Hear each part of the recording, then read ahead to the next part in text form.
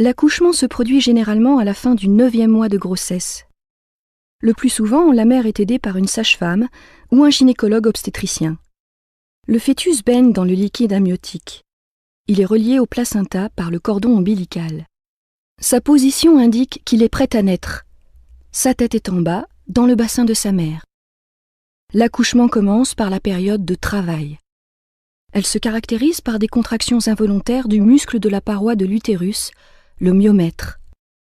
Au début, les contractions se produisent toutes les 10 minutes environ. Elles sont assez courtes. Puis leur fréquence et leur durée augmentent progressivement. Le fœtus est poussé du fond de l'utérus vers le col de l'utérus. Sa tête appuie sur le col. Il se produit alors ce que l'on appelle l'effacement du col de l'utérus. La tête du fœtus avance encore un peu et c'est la dilatation du col de l'utérus. Son diamètre d'ouverture est alors d'environ 10 cm. C'est généralement à ce moment que se produit la rupture de la poche des os. Le liquide amniotique s'écoule. La période de travail est terminée. Elle peut durer en moyenne 7 ou 8 heures pour un premier accouchement. L'étape suivante est l'expulsion du fœtus. Elle est beaucoup plus rapide, environ 30 minutes. Les contractions ont lieu maintenant toutes les 2 minutes.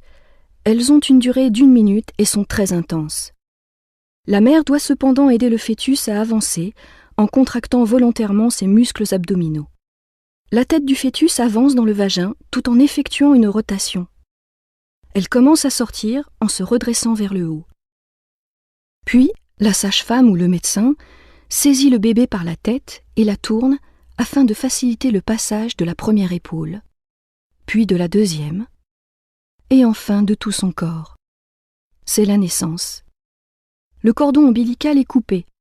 Sur le ventre du bébé, la cicatrice laissée par le cordon deviendra le nombril. L'accouchement n'est pas encore tout à fait terminé pour la mère.